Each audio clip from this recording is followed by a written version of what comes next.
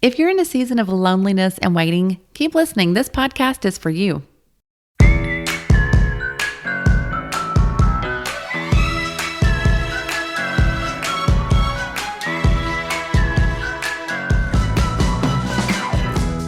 Hello and welcome to the Unashamedly You podcast, a space to enlighten, encourage, and empower you to go out and unashamedly be who God is calling you to be. I am your host, Jamie Herndon. I pray you hear less of me and more of Him as you listen to today's episode. Let's grow together.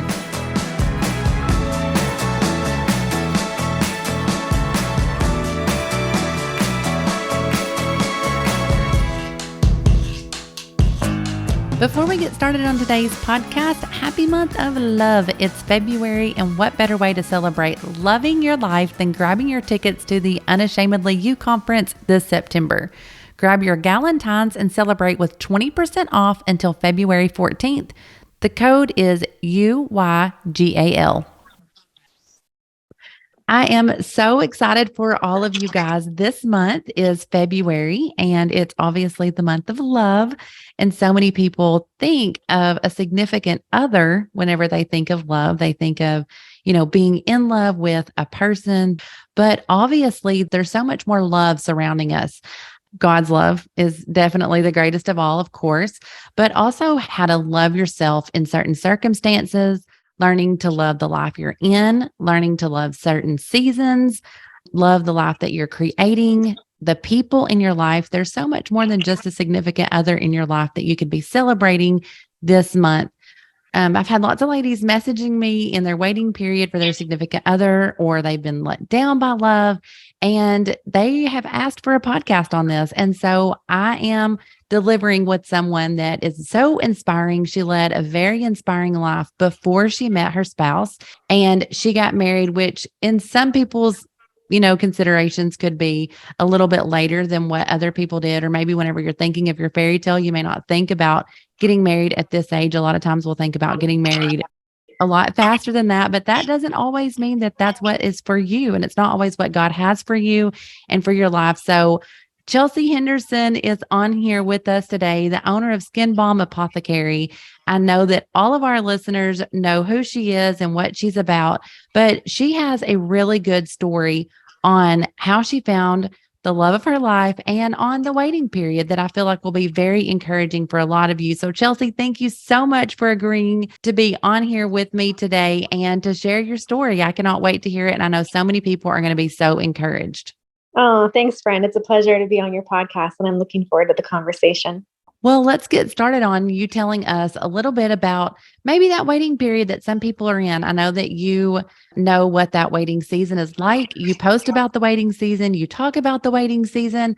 So if you would mind, just dive in and share a little bit of how you led your life beforehand, things that you did while you were in the waiting period of life, and things that may be encouraging to someone else that's there where you were. Sure. So I got married on my 32nd birthday, which, as you already alluded to, some may feel like that is older than, they want to get married. And I totally understand that, because I had my perfect little plan set up, and I would pray. And I remember asking God, in my 20s, I'm like, if I could just get married by the time I'm 26, God, that would be great. Kind of setting up those timelines. Like, I want your will, God, but if you could do it in my pretty little time frames, that would be awesome. Well, that didn't happen. So in my late 20s, I did get to know a few people off and on, and it just never worked out, never felt right to take things, obviously, to, marriage. But during that time, there was definitely more difficult times than others, because we call it a season, but the hard part is we don't know how long that season's going to be. When you're in the waiting season and you're single and you're wondering, okay, God, like, is marriage something you have for me? Should I hold on to hope? Should I, live my life like maybe I'm not going to get married and make decisions like I'm just going to, maybe be single for the rest of my life? There's just so many waters to navigate in all of that. And it can be a really long season or a shorter season for some. For me, it was quite a long one. I remember turning 30 and thinking, like, all right, God, I guess I might not get married. And what does my future look like if I don't get married? And really well, I guess I should back up a bit. So in my late 20s, while I was single, when I would hit those seasons of my singleness where I would just feel, I lived alone, and I would come home to an apartment and just didn't have any roommates. So I would come from home from work, and I would have some evenings where I was like, man, it would be really nice to,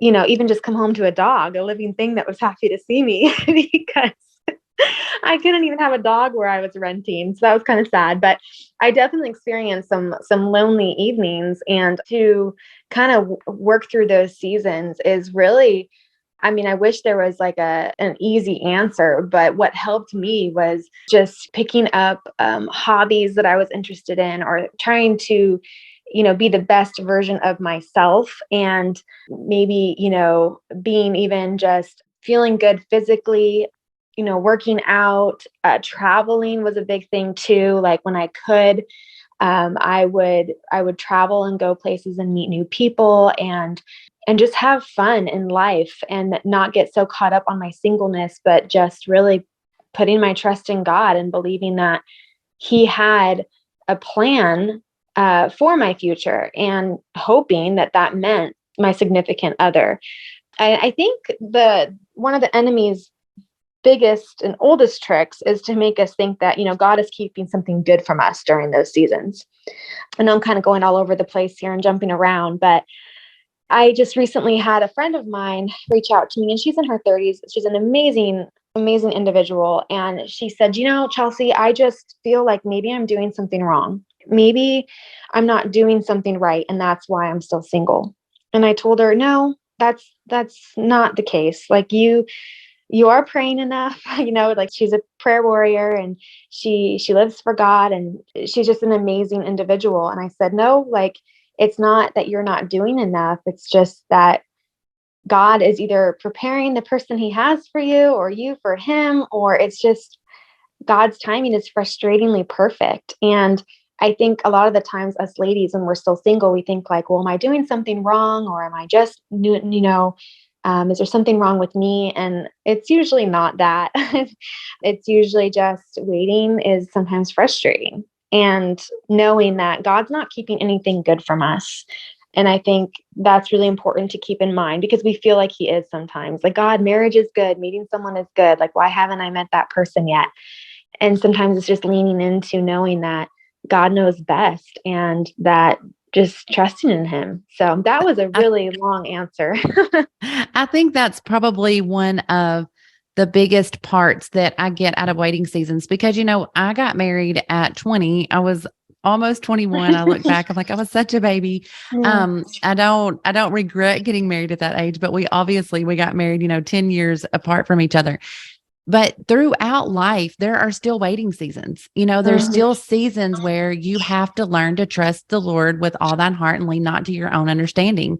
And Mhm. sometimes you may not understand why God is withholding, like you said, something Yeah. from you, but you never know what He has on the other side, what He's preparing you for.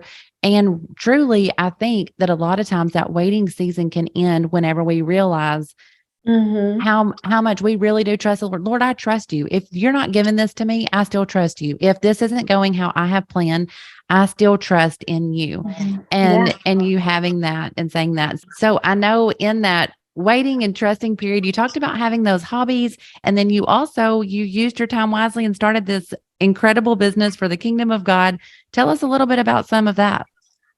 Yeah. So, like I mentioned, diving into something that interests you, sometimes, having too much idle time is not good for me, anyways. And for my brain, having idle time is not a good thing. So I always made sure that I was productive during those seasons, where if I had too much time on my hand, I definitely was not on Instagram scrolling, like, because then you see all those engagement posts and you're like, God, what about me? And like, especially around February, like I would not even get on around Valentine's Day because I just did not want to get depressed. I'm like, I know if I scroll, I'm going to get sad about it. So going back to just diving into something that interests you it's pretty remarkable what can happen when you start exploring your interests and what you're good at and your hobbies. And for me, that was herbalism. So I was teaching full time as a high school teacher and going to graduate school at night. And then on the side, my creative outlet was herbalism. So I started going to herbalism school and learning how to use them in skincare. And I remember just always loving herbs ever since I was little. Like I always was outside and found a way to be really an entrepreneur, even when I was younger, with things from outside and selling them to my neighbors, like whether it was potpourri or just little crafts that I made with nature. So it's kind of interesting that in my 20s, I kind of went back to those roots and fell in love again with just learning about nature and how to incorporate that into skincare. So, I just started making skincare for myself and for friends and family. And then, over a few years, it wasn't like an overnight success story. It took a lot of grit and it took years of building slowly. And then the momentum did pick up in 2017 once I launched online. And then, that happened, I was able to walk away from my teaching position and start the company full time.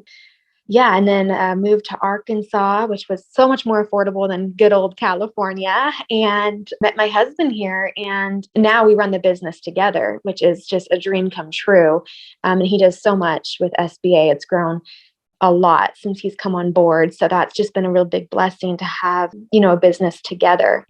What an incredible thing how you said sometimes we feel like the Lord's holding something from us, Mhm. but in your waiting season, and then you started doing SBA, the Lord started blessing it.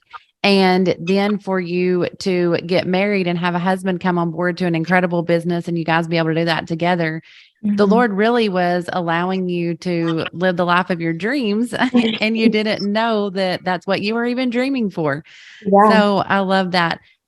One thing that I want you to talk about a little bit too is I know that you told me the story of when you had met Jasher. There is a Mhm. little bit of an age difference Yes. and the concerns that you had. Talk about that a little Mhm. bit. Maybe those concerns or those things that you had in your mind of what you thought should be and what God had Yeah. for you. Yeah, definitely.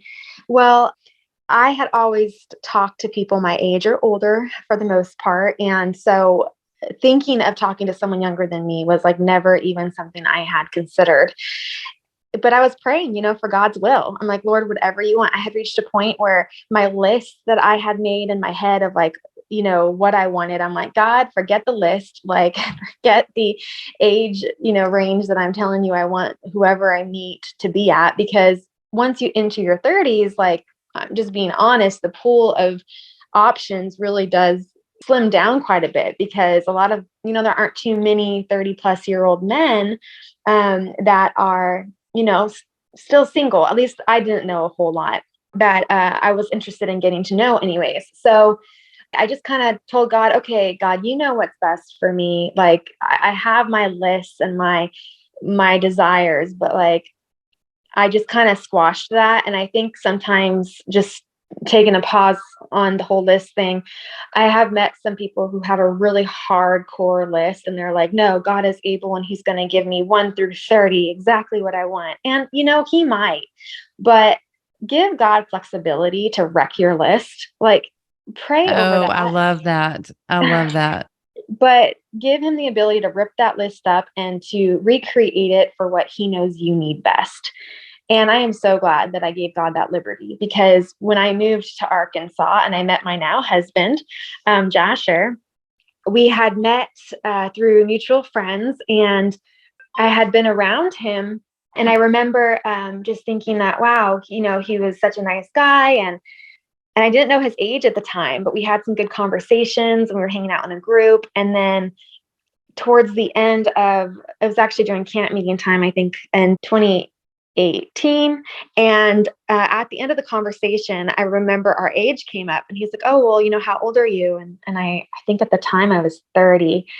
And I said, well, how old are you? And he said 2021. And I was like, oh, okay. I was like, well, I told him, I said, well, I'll definitely keep you in mind for my younger girlfriends because you're a really nice guy. And I have a lot of friends back in California, your age. So I jumped on a plane and went back to California and really didn't think a whole lot about it. And then when I ended up moving out here like a year and a half later, I was around him more. And really, I was just taken aback by how, I guess, spiritually mature he was and beyond his years. And so we just hung out more. And I actually had a friend come out and from California to visit, and everyone was telling her about Jasher. And me and Jasher were not talking or anything at this time. And they were saying, "Oh, I know he's like 8 years younger than you, but he's way more mature than like guys even your age. You should totally give him a chance. Like, just hang around him." And so I was hearing all these people like tell her that in front of me. And I guess it got me thinking, I was like, all right, well, I'm 31 and he was 22. And I was like, I never would consider it, but maybe I should. So my friend left and nothing ended up happening with her and him. And he asked me to grab coffee. And so we went and grabbed coffee and had a great talk. And then little did I know, like, let's see, less than 7 or 8 months later, we would be married. And I remember calling my dad after coffee and telling him about Jasher. And my dad could tell that like I was hesitant for some reason. My dad's like, "Well, what's the holdup?" And I said, "Well, there's a little bit of an age difference. He's a little younger than me." And my dad said, "Okay, well, how much younger?" And I thought, I'm just gonna round up here, 9.5 years. Why not just call it a decade? So I said, "Oh, he's about a decade younger." And my dad did not miss a beat. And he said, "Is that the only thing holding you back from getting to know this guy more?" And I answered yes. My dad said, "Then it's not a good enough reason." And so thankful that my dad spoke that into my world because yeah, I went for it. And I just decided that I wasn't going to let that get in the way of me getting to know him. And I'm really glad I didn't. And I'm not saying, like, I'll tell girls, like, be open to talking to men younger than you. I know not all younger men are like where my husband was at when I met him at his age, but be open to that. And I have had ladies DM me since I've shared my story saying, there was a guy that was interested in me. I never gave him a chance because he was X amount years younger than me.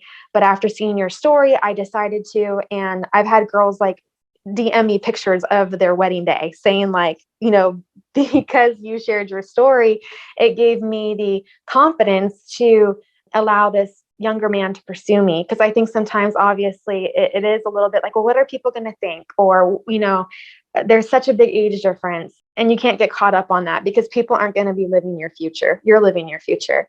And you have your top 5 or 10 people that you go to seek counsel and that want what's best for you. And you can ask them, what they think about it. Thankfully, everyone was on board that was on my counsel. But there are going to be, times when you just have to push aside what people think and just go for it. Because if you don't, you might miss out on what God's will is for your life. So I love that. I love your dad's answer. He said, "Well, that's not a good enough reason." yeah. Yeah. Think of all of the amazing things about, like you said, he was spiritually where you wanted him to be. He was business minded. He was on board for entrepreneurship. He went to the church that you already had moved to go to. Like everything was checking the boxes. Everything. And what if just that one small detail was left out? Yeah. But just allowing ourselves to know, and I know in those waiting seasons that it can get lonely. Like I said, there's more to waiting than just waiting Right. on your significant other. And one thing I want to say is, this is weird to say, but I was praying for my husband. When I was 25, I was praying, like, God, who my husband is, like, be with him. Like, I was like, that's one thing, ladies, is pray for your husband, even though you haven't met him yet. Like, pray that God would give him, grace to wait for the time that he's going to meet you, and to just start praying for your husband. But I would pray for my husband. And I remember like being 25, 26, 27, praying for him. And what's interesting is, I mean, thank God I didn't meet my husband during those years, because he would have been like 9.5 years younger than me. It just wouldn't have been possible. Like, I definitely wouldn't have thought, to even think of talking to him if, I'm 27 and he's like 18, or 26 and 15 or 16. Like, God knew, like, hey, I know who your husband's supposed to be, but you just have to wait till he's old enough. Like, you know? You have to wait So till he's legal. I have someone for you. exactly. Exactly. So I think sometimes, hey, if you're 25 ladies and still in the waiting season, like pray for your husband. He just might not be legal yet. You know? So true. Another thing that you were saying was, this is a month, it is a month of love. Obviously, on social, all the things makes it probably even harder. But there's also so much more to celebrate. Think about the life that you have to celebrate, the love that you have surrounding you. If you have loving parents, if you have loving friends, family, Yeah. like doing something, you talking about going traveling and, Mhm. hobbies, do something and Do be something. grateful for the season that you're in.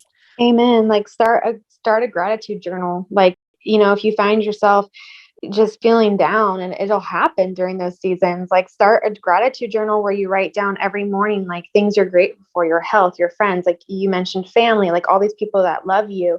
There's so much to be thankful for. And write love letters to your future husband on Valentine's Day. Like, hey, I haven't met you yet, but when I do, write him those letters. It'll be that much more special when you experience a Valentine's Day with him in the future, that you can gift him those. But yeah, you had mentioned even like how I talked about traveling. I did a lot of solo traveling. Not that I recommend you do. Like, I mean, I kind of went a little too hardcore with it, probably not always using the most wisdom with traveling solo. I've listened to too many murder podcasts now. I don't know that I would do it again, but yeah, go travel. I remember throwing a backpack on, jumping on a plane, and going to Alaska and just renting a car and like going, glacier hiking alone. Again, not smart, but Yeah, just use a little bit of wisdom, but you have great memories. great solo memories, right? But yeah, definitely don't go glacier hiking alone in Alaska, but go travel. And sometimes like camp meetings or conferences aren't the best time to meet people. It's just too crazy. Everyone already knows their friends. Go visit friends in other churches that you're acquainted with. Go visit them and meet people on like a normal Sunday, or be open to meeting people that you typically wouldn't maybe be open to talking to. Like, yes, you have to be attracted to them. I understand that. But like, you know, it's so much more than just initial attraction. Like, It's so true. And so many people are waiting because they're waiting until someone just walks in and they're Prince Charming good. and they knock their socks off and they're just like, well, heart stops. I know you're the one immediately. But it's like age changes looks and things change over time. You have to love more than their face at this current time of your life. Like, Mhm. so you may end up meeting someone, talking with them and finding out their big heart and all these Mhm. other things and falling in love with more than just their looks. And another thing too, ladies, if you're listening to this, you can change a lot about a person when you get to know them and even dating them and even marrying them. You can change hairdos and say, I like your hair better like this, or you can change outfits. I've seen people whenever they start dating someone, I'm like, man, that looks like an attractive person now, but they were changing, the person that they were with was changing just a couple things about them Yeah. and they were more attractive. So Yeah. Yeah. For you sure. never For know. It sure. might not be that shirt that you love that they're wearing. It's like, they do not know how to dress, but you can buy them something that Yes. you like and they could look nicer. Yes. Yes. See past the clothing. See past yeah, all of those things. Well, Yeah, thank for you sure. so much. And then you guys have recently been blessed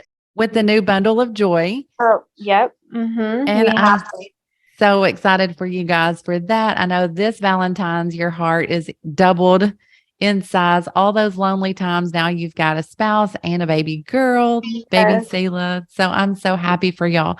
Thank you Thank you, so honey. much for hopping on here, sharing your love story. I know that so many people are going to be encouraged. If you've been encouraged by this, be sure that you can DM Chelsea. You can find her at Skin Balm Apothecary.